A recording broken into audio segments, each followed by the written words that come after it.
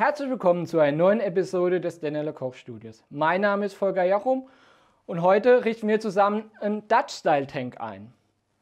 Kurz ab, eine Information vorab. Wir machen heute ein Uncut-Video, also ihr könnt live dabei sein, live und in Farbe und auch mit allen Macken, die ich habe, weil die Outtakes bei unseren Aquarien oder bei unseren Videos sind legendär. Gegen Ende vom Jahr kommen die. Und was ist ein Dutch-Style Aquarium? Ein Dutch-Style Aquarium ist nichts anderes wie ein Aquarium, was nur mit Pflanzen gestaltet wird. Also ihr habt eine Strukturierung des Aquariums mit einem Vordergrundbereich, einem Mittelgrundbereich und einem Hintergrundbereich. Das allerdings nicht mit Steinen oder Wurzeln gemacht wird, das wird nur mit Pflanzen gestaltet. Ist ein bisschen anspruchsvoller, man muss da schon ein bisschen wissen, was man macht, aber auch kein Hexenwerk. Gucken wir uns das mal zusammen an. Also was ich jetzt hier gemacht habe, ist erstmal der Bodengrundaufbau. Ich verwende hier heute unseren Scaper Soil. Der Soil hat den Vorteil, die Pflanzen sind direkt mit den Nährstoffen versorgt. Also die fangen auch direkt schon an zu wachsen. Also sobald sie anfangen zu wachsen, werden sie direkt mit Nährstoffen versorgt. Und ist eine super Geschichte. Bevor ihr mit dem Bepflanzen beginnt, immer ein bisschen anfeuchten. Ja, und dann können wir schon mit der Bepflanzung beginnen.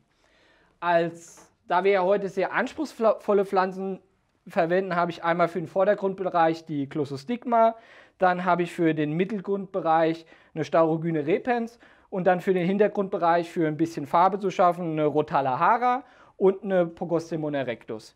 Und somit hat man eine schöne Kombination von Farben, einmal helle Grüntöne, einmal dunklere Grüntöne und nochmal so ein bisschen als Eyecatcher eine rote Pflanze. Wichtig vorab, ich habe das Aquarium vorab schon präpariert, also sprich Filter, Heizer reingehangen, dass ich dann später, wenn ich die Pflanzen reinmache, nicht nochmal was rausnehmen muss, dass ich einfach den Platz weiß, wo ich die Pflanze hinsetzen muss.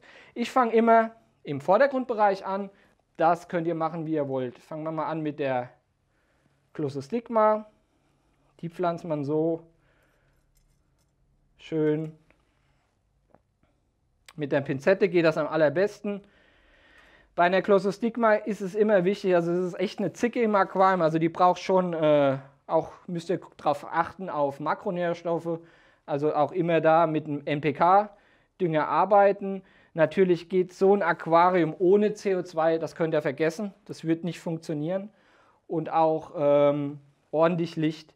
Ich habe jetzt hier in den ersten Wochen fahre ich das Aquarium einmal mit einer Style LED 8 Watt. Das werde ich nach 4 bis 5 Wochen, wenn die Pflanzen jetzt richtig sich etabliert haben und richtig schön angefangen haben zu wachsen, werde ich die Lichtintensität verdoppeln. Also dass man da das Doppelte quasi drüber hat. Da werden dann zweimal Style LED 8 Watt. Also das ist unsere Style LED L.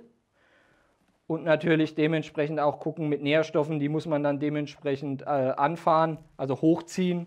Das Aquarium wird gepflegt oder werde ich pflegen, natürlich erstmal CO2.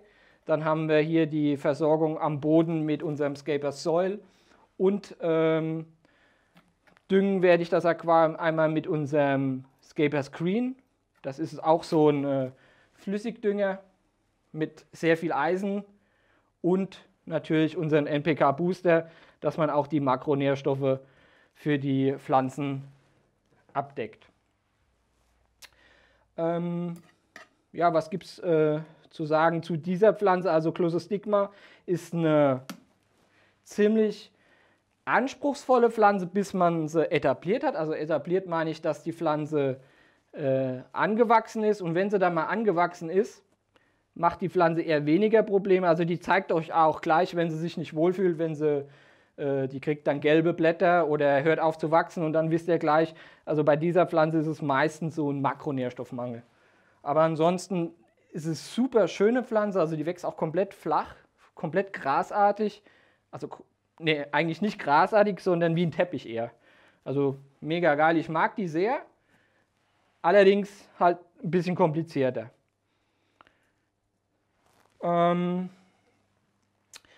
Die Mittelgrundpflanze, die Staurogyne, ist auch so ein bisschen eine kleine Diva. Aber auch bei dieser Pflanze, wenn sie sich mal etabliert hat, funktioniert die tadellos. Jetzt ist es so, die Aquarien, wenn man einen Dutch-Style oder einen Holland-Stil-Aquarium einrichtet, die sehen, wenn man sie eingerichtet hat, nicht sehr spektakulär aus. Aber dafür blende ich euch mal ein kleines Foto ein. Das ist vom 35er Scapers Tank, was ich mal gemacht habe letztes Jahr. Und dann kann man sehen, dass die nach ein paar Wochen, nach ein, zwei Rückschnitten, sieht das spektakulär aus. Also wirklich super schön, ein traumhaftes Aquarium. Und ja, das blende ich euch oben, oder ich blende euch es gerade mal ein. So, dann kommt als nächstes der Mittelgrund. Wie schon gesagt, die Staurogyne nehmen wir da.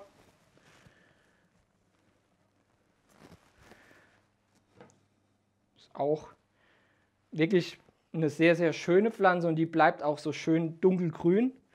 Und somit kriegt ihr auch noch ein bisschen Kontraste und Strukturen in euer Aquarium rein. Also nicht nur mit Pflanzengröße arbeiten, sondern auch schön mit Farben arbeiten, verschiedene Töne. Und wenn ihr euch an sowas mal rantrauen möchtet, informiert euch vorher, guckt euch an, wie sehen die Pflanzen im submersen Zustand aus. Und danach plant ihr euer Aquarium und dann geht da normalerweise auch nichts schief. Also wie gesagt, es ist kein Einsteiger-Aquarium, was wir jetzt heute machen, aber für die fortgeschrittenen Aquarianer unter euch ist das durchaus machbar.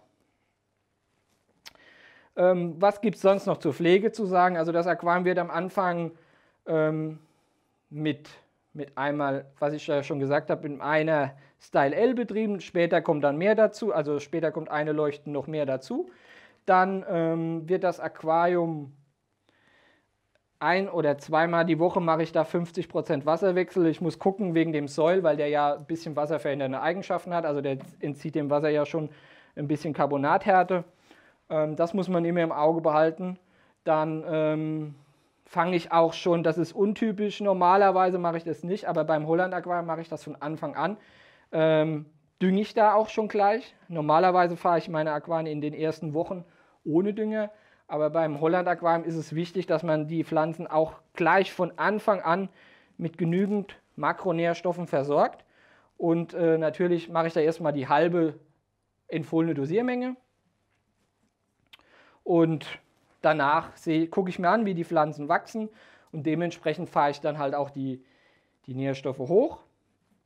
Und natürlich am Anfang lasse ich sie erstmal so 3-4 Wochen in Ruhe, lasse ich sie wachsen und danach fange ich auch schon mit dem ersten Rückschnitt an. Das Thema Rückschnitt haben wir schon mal in der Kochshow gehabt. Ich verlinke euch das Video, könnt ihr euch auch gerne mal anschauen.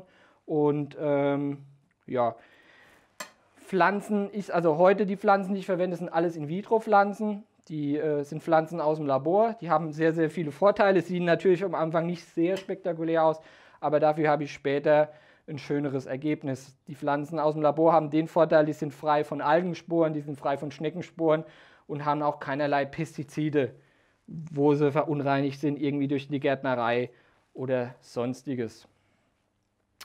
Wenn ihr mal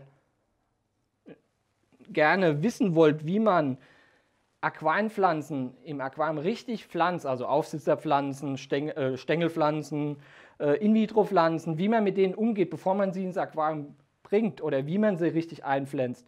Schreibt es gerne in die Kommentare, ich würde gerne eine Kochshow dafür machen.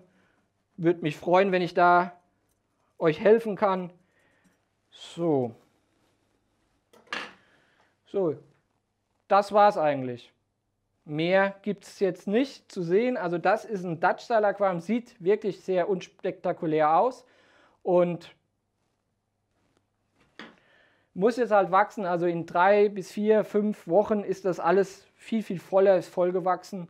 Und natürlich halte ich euch über dieses Aquarium auf Facebook und Instagram auf dem Laufenden. Wenn euch das Video gefallen hat, schreibt es in die Kommentare, gebt uns einen Daumen nach oben und nicht zu vergessen zu abonnieren. Bis dann, ciao.